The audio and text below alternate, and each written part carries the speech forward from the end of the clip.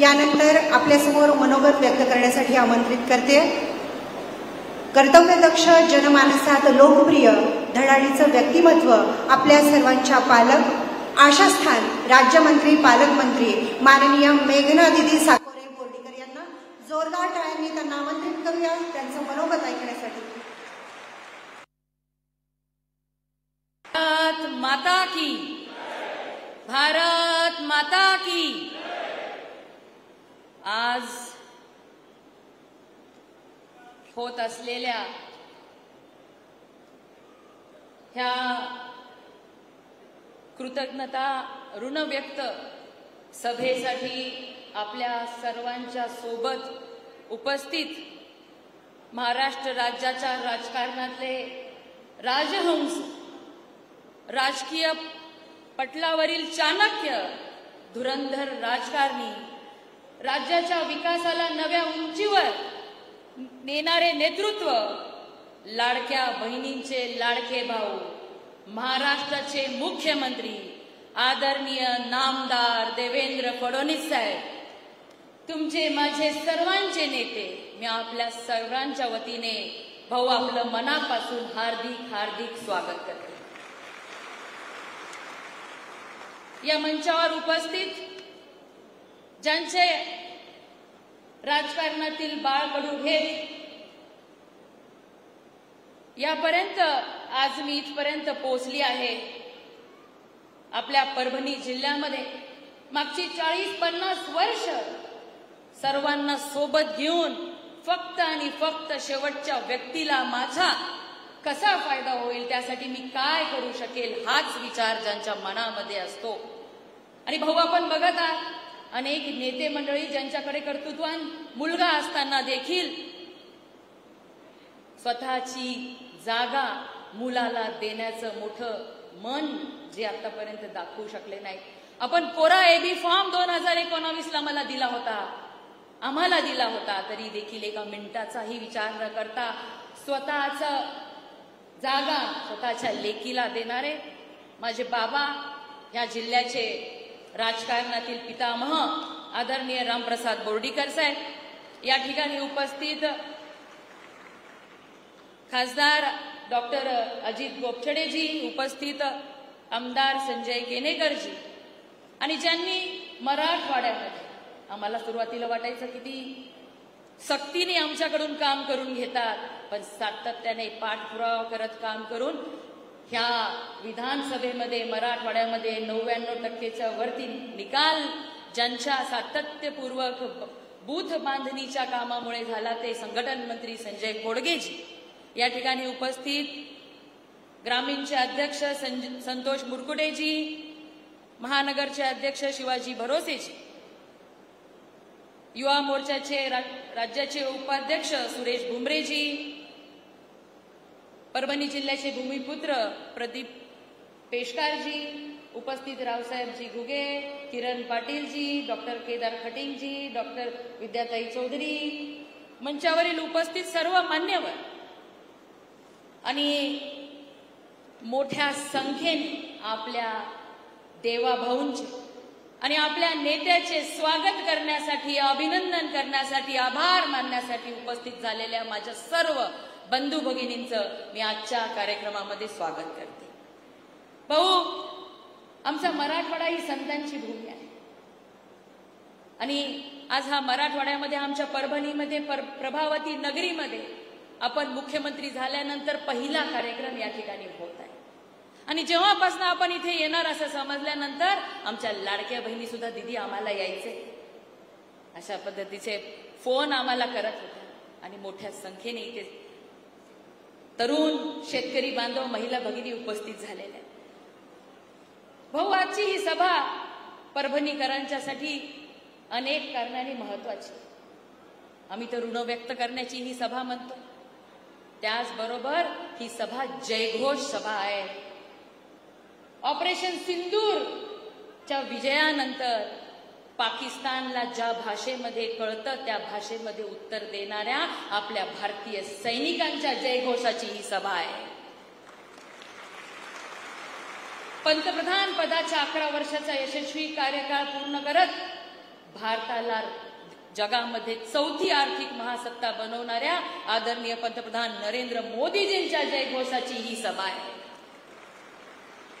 देशाला लाभलेले कणखर गृहमंत्री लोहपुरुष आदरणीय अमितभाई शहांच्या जयघोषाची ही सभा आहे. आणि भाऊ, तिसऱ्यांदा मुख्यमंत्री पदाची शपथ घेतल्यानंतर महाराष्ट्राला नवमहाराष्ट्र घडवणारे आणि खास आमच्या मराठवाड्याच्या साठी भरभरून आपण देणार आहात तुमचा जयघोष करणारी ही सभा आहे असं मला वाटतं.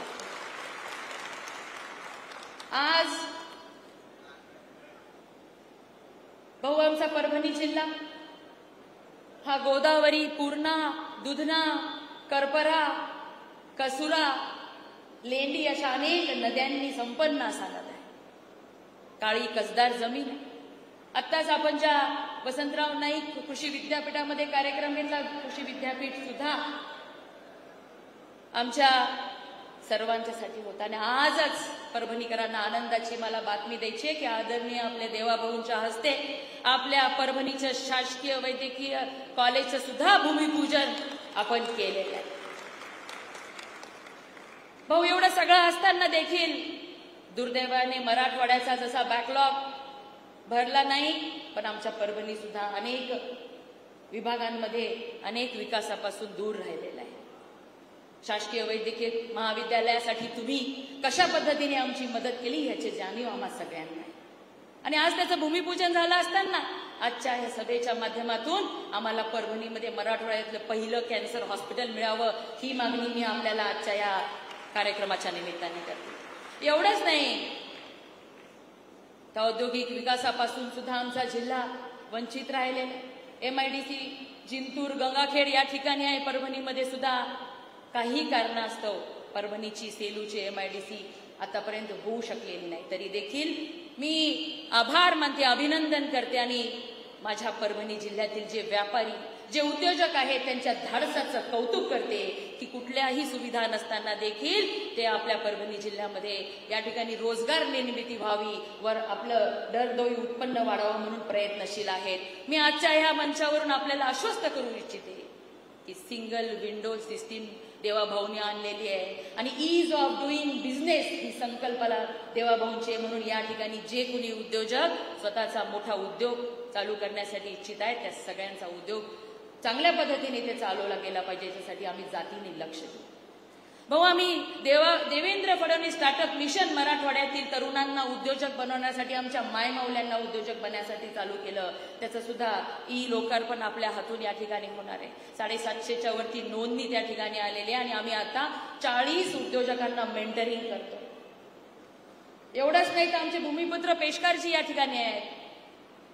फूड प्रोसेसिंगचं हब माझा जिल्हा झाला पाहिजे यासाठी सुद्धा आम्ही प्रयत्नशील आहोत. आणि आपल्या 150 दिवसाच्या कार्यक्रमामध्ये आदरणीय पंतप्रधान नरेंद्र मोदीजींच्या MSMEच्या माध्यमातून या ठिकाणी ॲग्रो बेस इंडस्ट्री, फूड, शेतमाल प्रक्रिया उद्योगासाठी आम्ही भरीव असं काम करण्याचं ठरवलेलं आहे. आणि मला खात्री आहे की आपल्या सरकारमध्ये ह्या गोष्टी पूर्णत्वाकडे लवकरच जातील.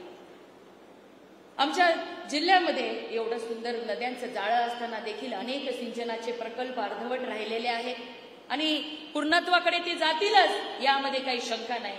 पण आमच्या जिल्ह्यामध्ये कैलासवासी गंगाधरराव दादा पवार यांनी गोदा परिक्रमा केली होती आणि त्यांची मागणी होती. अनेक दिवसांपासून मला म्हणायचे की गोदावरीच्या काठचा जो आपला शेतकरी आहे त्याला आणखीन संपन्न करण्यासाठी सिमेंटची रोड त्या ठिकाणी झाले पाहिजेत. पैठणपासून नांदेडपर्यंत आमच्या गोदा काठाचा विकास त्याशिवाय होणार नाही. म्हणून आपल्याला आजच्या दिवशीच्या विनंती करते की गोदा परिक्रमाचं संपूर्ण सिमेंटच्या रस्त्यांचं जाळं आपण उभं केलं पाहिजे. एवढंच नाही तर परभणी लोकसभा मतदारसंघामध्ये सुद्धा गोदावरीचे जे काही बॅरेजेस आहेत त्या बॅरेजेसची जर उंची वाढली तर परभणी जिल्ह्यासह बीड जिल्ह्यातील, नांदेड जिल्ह्यातील लोकांना सुद्धा शेकडो गावांना सिंचनाबरोबरच पिण्याच्या पाण्याची सुद्धा व्यवस्था त्या ठिकाणी होऊ शकणार आहे. भाऊ, आपल्या सांगण्यावरती एवढ्या मोठ्या संख्येने लाडक्या बहिणी इथं आलेल्या आहेत, आपल्याला ऐकण्यासाठी आलेल्या आहेत. पण जेव्हापासून आपण मला मंत्रीपद दिलं आणि मला सांगितलं की आपल्या महिला ह्या कुशल स्वतःचा संसार तर सांभाळू शकतात, उद्योजिका सुद्धा होऊ शकतात. म्हणून तू त्यांना क्रेडिट सोसायटीच्या माध्यमातून उद्योजकतेकडे वळवण्यासाठी काम कर म्हणून नांदेड, हिंगोली, परभणी जिल्ह्यांमध्ये आम्ही महिलांच्या क्रेडिटची नोंदणी बांधणी चालू केलेली आहे. आणि मला खात्री आहे की येणाऱ्या दिवसांमध्ये इथे बसलेल्या अनेक आमच्या महिला भगिनी ह्या उद्योजक झाल्याशिवाय राहणार नाहीत.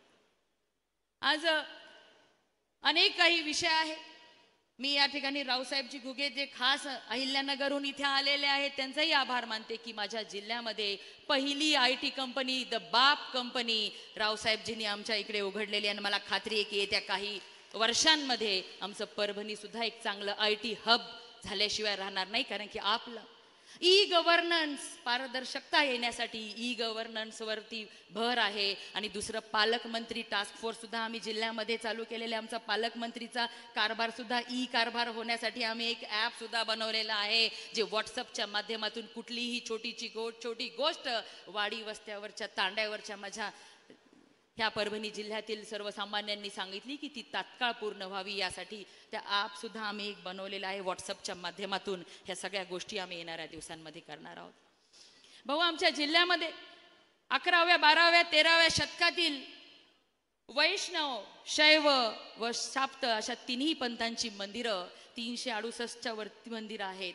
कदाचित यादवकालीन काळात एक मोठे धार्मिक स्थळ आमचा जिल्हा असेल असं वाटतं. मोदीजींनी सुद्धा आमच्या वालूरच्या 12वाचा पोस्टकार्ड बनवलेला आहे. आणि ह्या सगळ्या आपण बघतो युरोपियन अनेक देशांमध्ये केवळ त्यांच्या पर्यटनावरती त्या देशाच्या अर्थव्यवस्था चालतात. आणि माझ्या जिल्ह्यामध्ये असलेला एवढा मोठा ठेवा हा जगाच्या समोर मला आणायचा आहे जेणेकरून पर्यटकांची मायंदळी आमच्या जिल्ह्यामध्ये झाली पाहिजे आणि तोही एक उत्पन्नाचा स्रोत माझ्या जिल्हावासियांना झाला पाहिजे.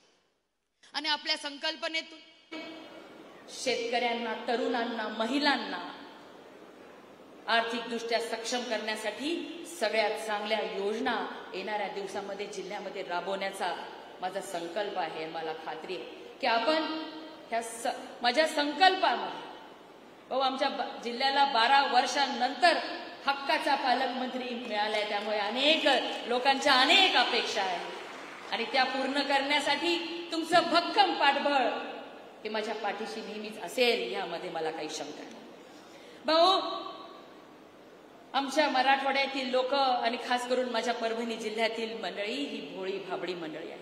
एवढ्या वर्षाचा मराठवाड्याचा आणि त्याचबरोबर माझ्या परभणी जिल्ह्याचा बॅकलॉग फक्त तुम्हीच हा संपवू शकतात, हा बॅकलॉग भरून काढू शकतात ह्याची जाणीव आम्हा सगळ्यांना आहे. त्या महाराष्ट्राच्या राजकारणाच्या इतिहासात कुण्या एका नेत्याला, कुण्या एका पक्षाला एवढं यश आलं नाही भाऊ जेवढं तुम्ही ह्या विधानसभेमध्ये यश मिळवलं.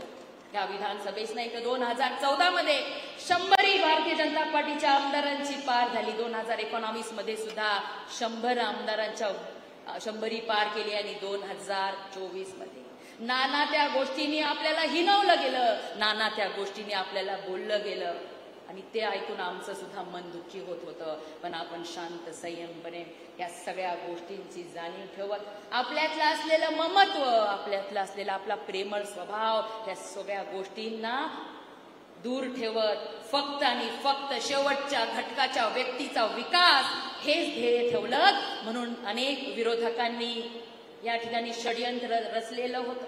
आपण काय तर विलन आहात अशा पद्धतीचं त्यांचं चित्र रंगवण्याचं जे काम होतं. पण या महाराष्ट्राच्या जनतेने आपल्यावर विश्वास ठेवत आणि खास माझ्या मराठवाड्यातल्या जनतेने आपल्यावरती विश्वास ठेवत की मराठवाड्याच्या जनतेचं कोण भलं करू शकतं तर ते फक्त देवेंद्र फडणवीस साहेबच करू शकतात असं दाखवून दिलं. आणि आपण विलन नाही तर आपण हिरो आहात, हिरो होतात, हिरो आहात आणि कायम हिरो राहणार आहात. येणाऱ्या निवडणुकांमध्ये सुद्धा तुमचा रेकॉर्ड तर ह्या राज्यामध्ये कुणी नाही तर तुम्ही स्वतःच तोडणार आहात. 100% भाजपाकडे आपल्या सगळ्यांची वाटचाल होते.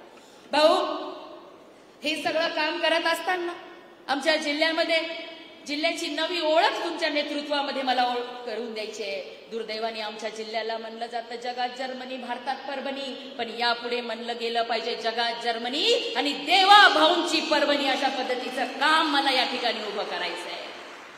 भाऊ, सर्वसामान्यांची कामं करत असताना जिल्ह्यामध्ये, नगरामध्ये, गाववाडी वस्त्यांवरती भारतीय जनता पार्टीच्या कार्यकर्त्यांचं स्थान बळकट करत असताना, कार्यकर्त्यांचं जाळं बनवत असताना मला आपलेच हितचिंतक अनेक अभिमन्यू राजकारणाच्या या महाभारतात अभिमन्यूसारखं अडकवण्याचा प्रयत्न करतात, परंतु तुम्ही श्रीकृष्णासारखे माझ्या पाठीशी आहात. एक मोठा भाऊ म्हणून ज्या पद्धतीने तुम्ही या ठिकाणी माझ्यासोबत आतापर्यंत राहिलेला आहात आणि तुमच्या ह्या विश्वासाच्या जोरावरती तुम्ही माझ्यावर विश्वास टाकलाय.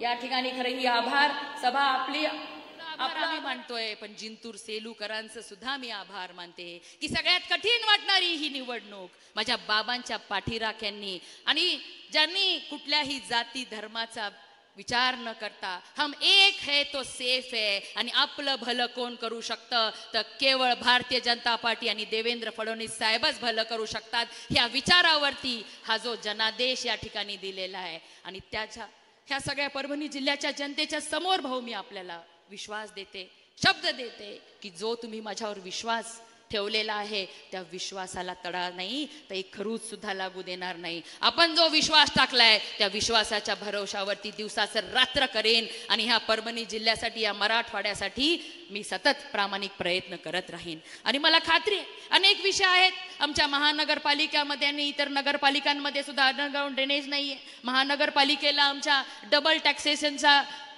जे काही भुर्दंड आमच्या व्यापाऱ्यांना होतो तो सुद्धा आपण कमी करणार अशी मला खात्री आहे. आणि यापुढे आजच्या ह्या कार्यक्रमातून एक संकल्प की आपलं पाठबळ असं असेल आणि आपले आशीर्वाद कायम माझ्यासोबत राहिले तर ही मेघना कधीच आणखीन भरपूर अशा काही मागण्या आमच्या लोकांनी दिल्या होत्या त्या मी मांडल्या तर आपण म्हणाल मेघना तूच मंत्री आणि तू काय इथे मागण्या मांडतेय.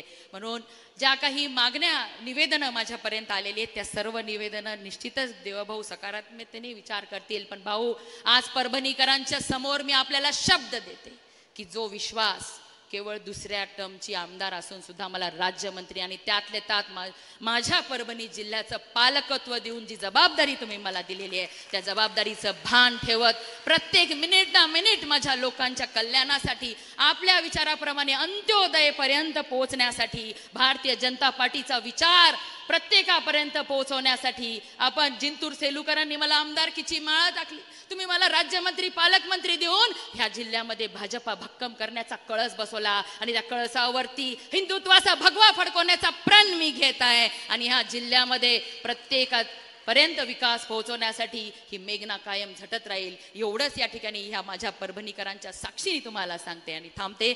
धन्यवाद. जय हिंद, जय महाराष्ट्र. खूप खूप धन्यवाद मेघना दीदी. माननीय मुख्यमंत्री महोदय, आज ही जी गर्दी इथे जमलेली आहे ही गर्दी खास तुम्हाला बघण्यासाठी, भेटण्यासाठी आणि धन्यवाद देण्यासाठी इथे जमलेली आहे. धन्यवाद यासाठी की तुम्ही जे परभणी जिल्ह्याला राज्यमंत्रीपद दिलेलं आहे, तुम्ही जे पालकमंत्रीपद आमच्या परभणी जिल्ह्याला दिलेलं आहे त्यामुळं मेघना दीदी त्यांच्या या मनोगतामधून समस्त परभणी जिल्हावासियांचे अनेक जी मागणी होती त्या मांडत होत्या. याचं कारण एकच आहे की जे आपल्या जवळचं असतं, जे आपल्या हक्काचं असतं तिथेच या मागण्या मांडल्या जातात. मेघना दीदींनी समस्त जिल्हावासियांच्या वतीनं ह्या मागण्या आपल्यासमोर मांडलेल्या आहेत. आपल्याला आणखी एक विनंती आहे की देवेंद्र फडणवीस स्टार्टअप मिशन या संबंधित गाईड या पुस्तकाचं विमोचन आपण या मंचावरून करावं. सुजित देशमुख यांना विनंती करते की कृपया आपण ते पुस्तकं त्यांच्यापर्यंत पोहोचवावी. भारतीय स्टार्टअप नवनवीन उद्योगांमध्ये क्रांती घडवत आहेत आणि आपल्या देशाच्या अर्थव्यवस्थेचा आधार बनत आहेत. या माध्यमातून युवा पिढीमध्ये परिवर्तन घडत आहे. भारत सरकारकडून national quantum mission, India AI mission आणि सेमीकंडक्टर मिशन यांसारख्या उपक्रमांनी तरुणांसाठी संधीची द्वारं खुली केली आहेत. आपल्या राज्यात सुद्धा स्टार्टअप इकोसिस्टीममुळं मेट्रो शहरांपुरती मर्यादित न राहता ती आता सामाजिक संस्कृती बनत आहे. AI तर देशात स्टार्टअपच्या अनेक संधी उपलब्ध होत आहेत आणि जागतिक गुंतवणूकदार भारतात येण्यासाठी उत्सुकही आहेत. हीच गरज ओळखून देवेंद्र फडणवीस स्टार्टअप मिशन गेल्या वर्षभरात आदरणीय मेघना दीदी यांच्या मार्गदर्शनाखाली विश्वजित देशमुख, सुजित देशमुख हे दोघेजण हा कार्यक्रम मराठवाडाभर राबवत आहेत. तर यानंतर सर्व परभणी जिल्हावासीय आपण सगळेजण माननीय मुख्यमंत्री महोदय यांना ऐकण्यासाठी इथे जमलेला आहात त्यांना आमंत्रित करते। या पद्धतीनं अंदाज कुछ अलग ही है मेरा सोचने का, अंदाज कुछ अलग ही है मेरे सोचने का, सबको मंजिलों का शौक है और मुझे रास्ते बनाने का, अशा विचारांनी समृद्ध महाराष्ट्राची विकसित महाराष्ट्राशी स्वतःसोबत आपल्या टीमला कार्यरत ठेवणारे कार्यकर्तृत्ववान आदरणीय देवाभाऊ यांचं जोरदार टाळ्यांनी आपण इथे स्वागत करूया।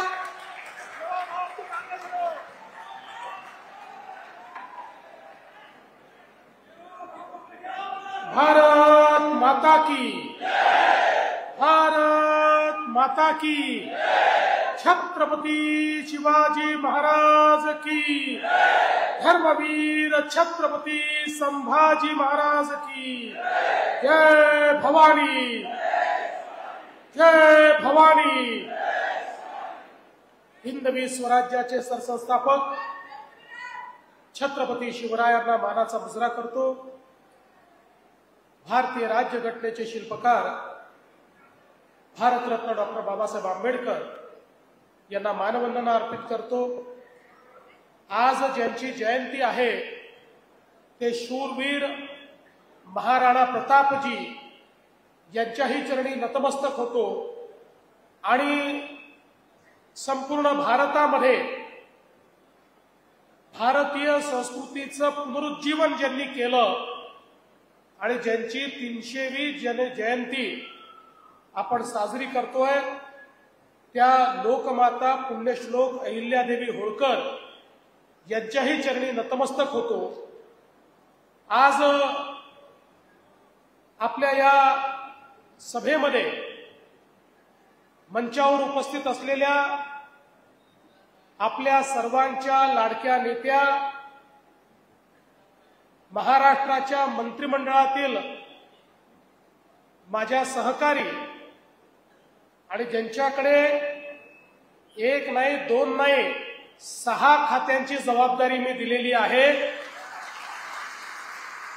आणि परभणीच्या पालकमंत्री पदाची पण जबाबदारी दिलेली आहे, अशी माझी लहान बहीण आमच्या मेघनाताई बोर्डीकर, मंचावर उपस्थित रामप्रकाश बोर्डीकरजी, शिवाजी भरोसेजी, खासदार अदित गोपचडेजी, संजय केणेकरजी, संजय कोडगेजी, संतोष मुरकुटेजी, सुरेश भुमरेजी, विलास बाबरजी, सुजित देशमुखजी, गौरव हरगुडेजी, अरुण कोल्हेजी, बालाजी देसाई, केदार खटिंगजी, दिलीपराव देशमुखजी, प्रमोद वाकडकरजी, रामप्रभू मुंडेजी, डॉक्टर विद्या चौधरी, मंगला मुदगलकर, मेधाताई फड, मंचावरील सर्व मान्यवर आणि या ठिकाणी उपस्थित सर्व माझ्या लाडक्या बहिणींनो आणि तितक्याच लाडक्या भावांनो,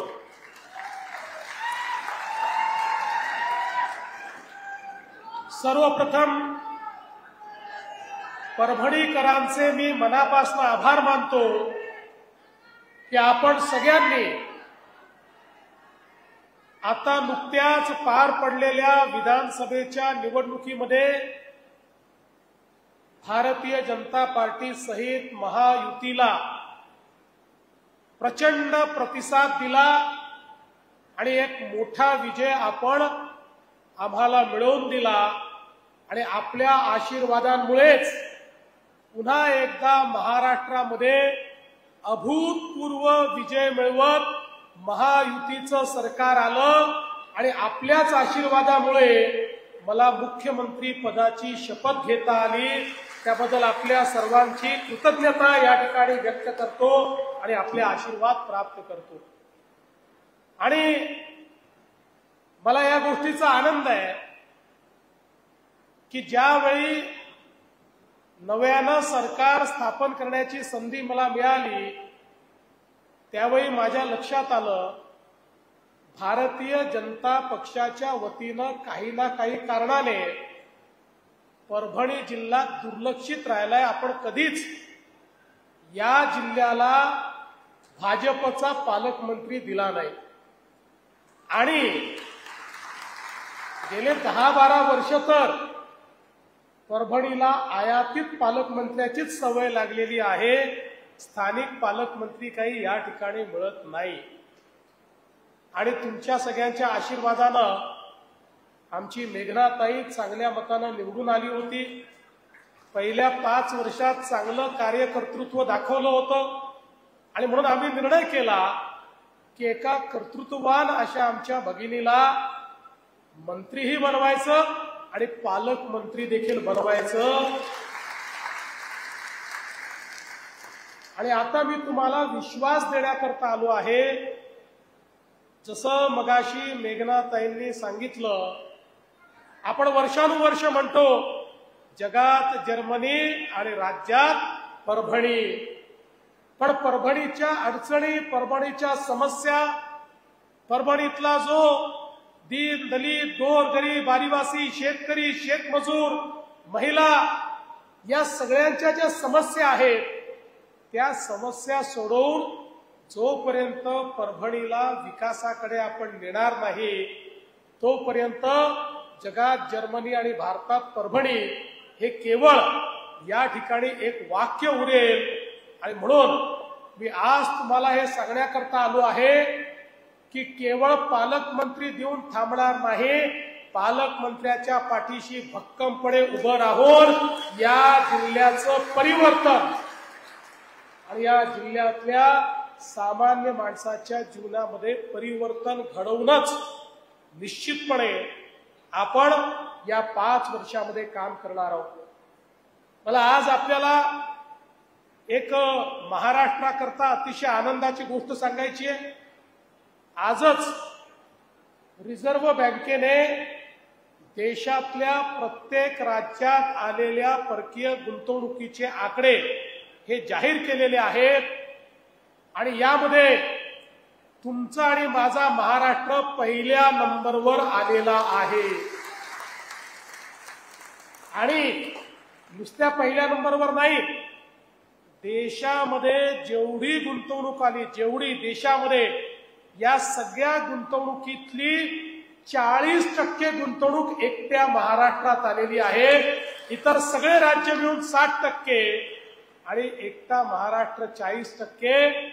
आणि एवढंच नाही तर आपण बघितलं तर आपल्या नंतरची जी राज्य आहेत या ठिकाणी कर्नाटक असेल, गुजरात असेल, दिल्ली असेल, या सगळ्या राज्यांची गुंतवणुकीची बेरीज केली त्याही पेक्षा जास्त गुंतवणूक एकट्या महाराष्ट्रामध्ये आलेली आहे. म्हणजे डबल इंजिनच्या सरकारवर जगातल्या जे गुंतवणूकदार आहेत त्यांनी पहिली पसंती दाखवलेली आहे.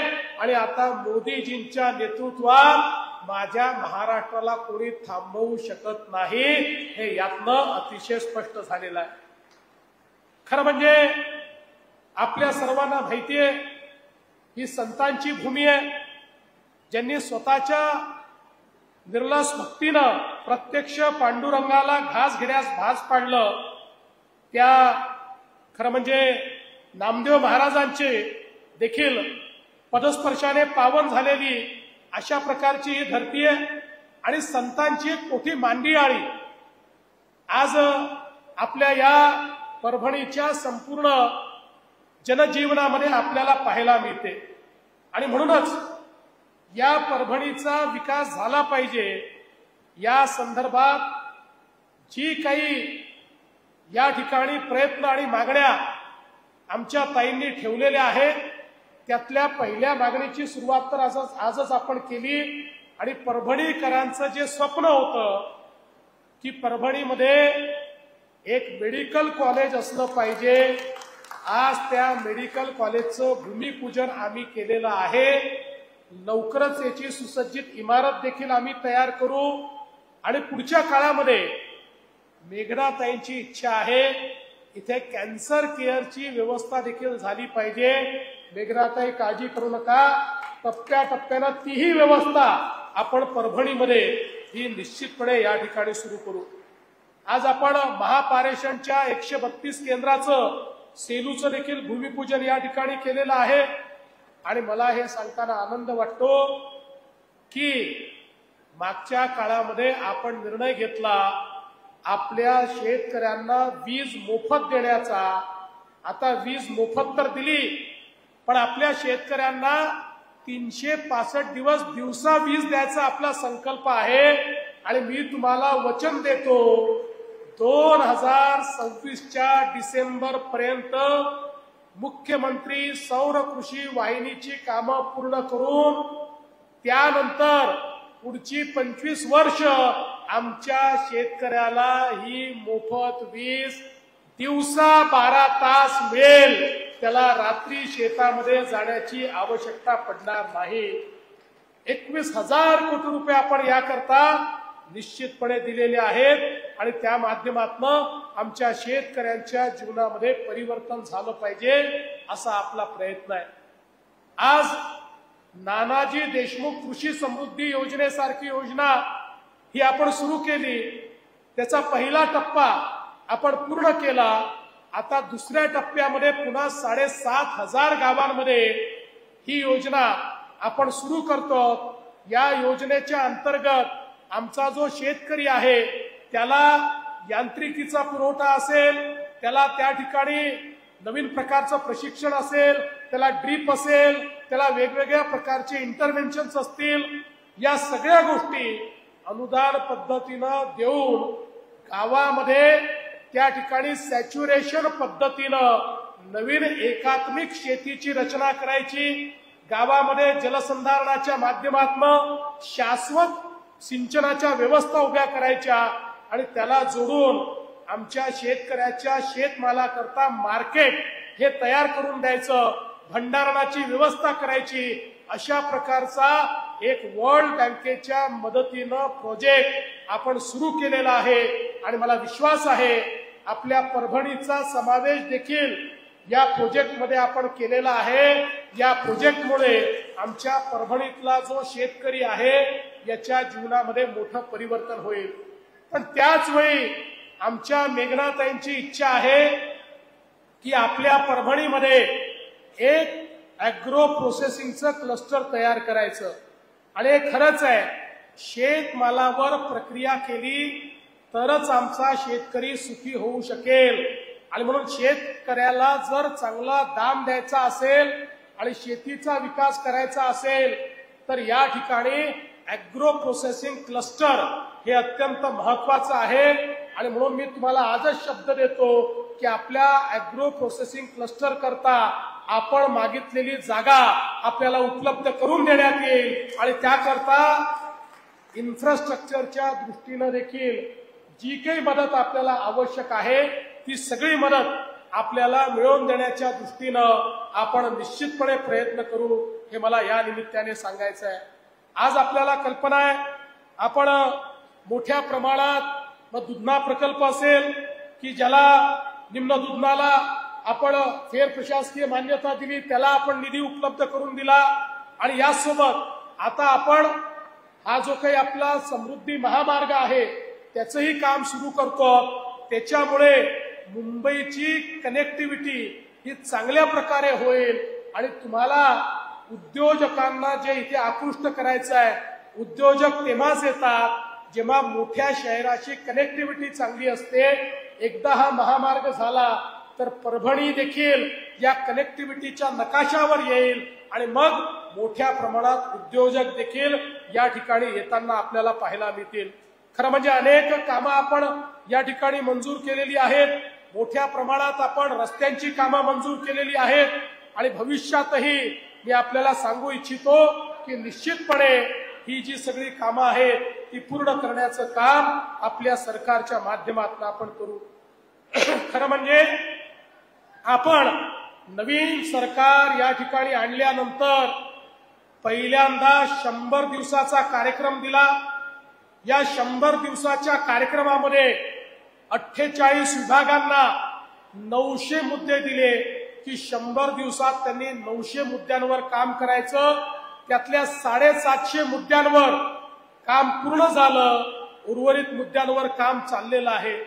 आणि महाराष्ट्रातल्या 12,500 ऑफिसेसला आपण त्या ठिकाणी काम दिलं आणि आपण सांगितलं की या ऑफिसेसने लोकांच्या तक्रारी दूर कराव्यात, ऑफिसेस स्वच्छ करावी, तिथला कचरा नीट करावा, तिथला रेकॉर्ड किपिंग चांगल्या प्रकारे करावं. अशा प्रकारची आपण त्यांना एक प्रकारे 100 दिवसाची टास्क दिली होती. मला सांगताना आनंद वाटतो, या 100 दिवसांमध्ये महाराष्ट्रामध्ये आपल्या कार्यालयांनी इतकं चांगलं काम केलं.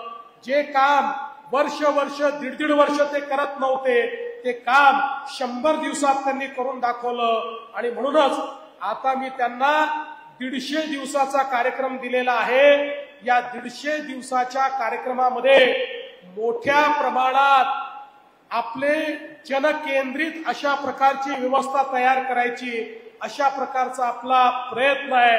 कारण सरकार म्हणून आपलं इन्स्टिट्यूशन आपल्याला इतकं मजबूत करायचं आहे की सामान्य व्यक्तीला न्याय मिळाला पाहिजे, सामान्य व्यक्तीला भ्रष्टाचारापासून मुक्त प्रशासन मिळालं पाहिजे. आणि आपला प्रयत्न असा आहे, पुढच्या काळामध्ये महाराष्ट्र सरकारच्या 1200 सेवा आपल्याला व्हॉट्सअपच्या माध्यमातून आम्ही देणार आहोत. आपल्याला कार्यालयामध्ये जायची आवश्यकताच नाही आहे. आपली ऍप्लिकेशन ही व्हॉट्सअपवर, पैसे भरायचे असतील तर तेही व्हॉट्सअपवर, आणि आपला दाखला देखील आपल्याला व्हॉट्सअपवर मिळेल. अशा प्रकारची व्यवस्था आपण या ठिकाणी उभी करतो आहोत. एक पारदर्शी प्रशासन, एक लोकाभिमुख प्रशासन आणि एक गतिशील प्रशासन तयार करण्याचा प्रयत्न या महाराष्ट्रामध्ये चाललेला आहे. मी तुम्हाला आश्वस्त करण्याकरता आलो आहे की तुम्ही जो विश्वास आमच्यावर टाकलेला आहे, त्या विश्वासाला अनुरूप अशा प्रकारचं सरकार हे येत्या काळामध्ये आम्ही निश्चितपणे चालवून दाखवू. या निमित्ताने आज खरं म्हणजे मला भारतीय सेनेचे देखील अभिनंदन करायचं आहे. नुकतंच ऑपरेशन सिंदूर मध्ये आपले प्रधानमंत्री नरेंद्र मोदीजी यांच्या नेतृत्वात भारताच्या सैन्याने पाकिस्तानमध्ये घुसून जो पराक्रम केला, त्याबद्दल मी त्यांचं मनापासून अभिनंदन करतो, आभार मानतो. मोदीजींनी दाखवून दिलं हा नवीन भारत आहे. ज्यावेळी पहलगाम मध्ये आमच्या 26 अतिशय निष्पाप अशा प्रकारच्या भावांना मारून टाकलं, मुलीसमोर बापाचा जीव घेतला, बायको समोर नवऱ्याच्या डोक्यामध्ये त्या ठिकाणी गोळी घातली, आणि त्या ठिकाणी एक प्रकारे भारताच्या सार्वभौमत्वाला आव्हान देण्याचं काम ज्यावेळी पाक प्रशिक्षित आतंकवाद्यांनी केलं, त्याच वेळी आमच्या पंतप्रधानांनी सांगितलं, ज्यांनी आमच्याकडे दहशतवाद केला त्यांचं दहशतवादाचं इन्फ्रास्ट्रक्चर मैं मिट्टी में मिला दूंगा, मैं उसको चूर चूर कर दूंगा. आणि भारताची ताकद बघा, केवळ 23 मिनिटांमध्ये पाकिस्तानमध्ये घुसून पाकिस्तानचे दहशतवादाचे 9 अड्डे भारतीय सेनेने उद्ध्वस्त करून टाकले, चूर चूर करून टाकले, मट्टी पलीत करून टाकले, आणि 150च्या वर आतंकवाद्यांना त्या ठिकाणी यमसदनी पाठवलं. तो मसूद अझहर ज्याने आमच्याकडे निष्पापांचे जीव घेतले, त्याची अख्खी खानदान ही खाक मध्ये मिळवण्याचं काम हे आमच्या सेनेने त्या ठिकाणी पाकिस्तानात घुसून करून दाखवलं. बंधू भगिनींनो, पाकिस्तानला असं वाटत होतं आम्ही हे अड्डे पाकिस्तानमध्ये अशा ठिकाणी तयार केले आहे जिथे भारतीय सेना पोहोचूच शकणार नाही. त्यांना माहिती नव्हतं भारतीय सेनेची ताकद काय आहे. आणि त्यानंतर पाकिस्तानी आमच्यावर हल्ला करायचा प्रयत्न केला, क्षेपणास्त्र पाठवले, ड्रोन पाठवले, F-16 F-17 पाठवले, पण भारतीय सेनेची कॅपेबिलिटी आपण बघा, भारतीय सेनेची सज्जता आपण बघा, भारताचं तंत्रज्ञान आपण बघा. 2014 साली मोदीजी म्हणायचे मेक इन इंडिया, आत्मनिर्भर भारत, त्या मेक इन इंडिया आणि आत्मनिर्भर भारतने तयार केलेली शस्त्र, त्या शस्त्रांचा आम्ही उपयोग केला. परिणाम काय झाला? पाकिस्तानचा एकही ड्रोन, एकही मिसाईल, एकही क्षेपणास्त्र आणि एकही त्यांचं एरोप्लेन भारताच्या जमिनीला त्या ठिकाणी स्पर्श देखील करू शकलं नाही. आम्ही वरच्या वर हवेत त्याचा नायनाट करून टाकला, वरच्या वर त्याचा खात्मा करून टाकला.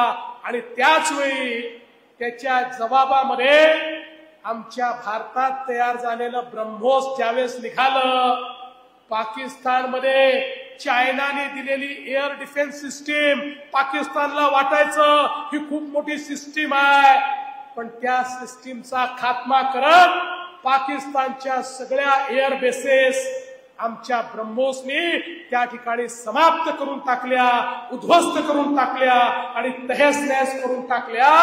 आणि मग पाकिस्तानच्या लक्षात आलं की आपल्यामध्ये ही ताकदच नाही की आपण भारताला त्या ठिकाणी त्याचा मुकाबला करू शकू. आणि म्हणून आपल्या समोर त्यांनी घुटणे टेकले. आणि खऱ्या अर्थानं पाकिस्ताननी जगभराच्या देशांना फोन केले आणि विनंती केली, भारताला समजवा. काही देशांनी आपल्याला विनंती केली, आपण सांगितलं चालणार नाही. पाकिस्तानने स्वतः फोन करून आम्हाला विनंती करावी, तेव्हाच आम्ही युद्धबंदी करू. पाकिस्तानने फोन करून विनंती केली, गुडघे आपल्या समोर टेकले, तेव्हा भारताने युद्धबंदी जाहीर केली. हा नवीन भारत आहे, हा घुसून मारणारा भारत आहे. आणि म्हणून बंधू भगिनींनो, आत्मनिर्भर भारताची ताकद, आमच्या ब्रह्मोसची ताकद, आमच्या एअर डिफेन्स सिस्टीमची ताकद आपण बघितली.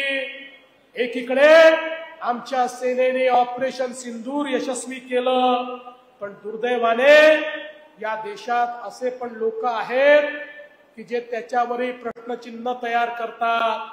मागे सर्जिकल स्ट्राईक केला तेव्हा प्रश्नचिन्ह, एअर स्ट्राईक केला तेव्हा प्रश्नचिन्ह, आता सिंदूर केलं तर प्रश्नचिन्ह. आपले किती पडले, आपले कसे पडले, गेले की नाही, आले की नाही. यावेळी आपल्या सेनेने 9 अड्डे उद्ध्वस्त करताना त्याचं लाईव्ह चित्रणच केलं आणि ते लाईव्ह चित्रण आज आपल्या सेनेने दाखवलं. आता कोणीही प्रश्नचिन्ह निर्माण करू शकत नाही. पण हे इतके मूर्ख लोक आहेत. आता एका नेत्याने काँग्रेसच्या परवा बोलताना सांगितलं, अरे म्हणाले पाकिस्तानने चायनाचे 15-15 हजार रुपयाचे ड्रोन आपल्यावर पाठवले आणि त्याचा मुकाबला करण्याकरता आपण 15-15 लाखाचे मिसाईल पाठवले. या मूर्खाला हे देखील समजत नाही की युद्धाचे ड्रोन म्हणजे आपण शेतीमध्ये फवारणीला वापरतो ते ड्रोन नसतात. युद्धाचे ड्रोन म्हणजे अनमॅन्ड अशा प्रकारचे विमानं असतात जे बॉम्ब घेऊन येतात, जे बॉम्ब टाकतात. अशा प्रकारची बॉम्ब घेऊन येणारी ड्रोन विमानं ही आपण त्या ठिकाणी हवेतच पूर्णपणे नष्ट केली. पण काही लोकांच्या डोक्यावरच परिणाम झाला आहे.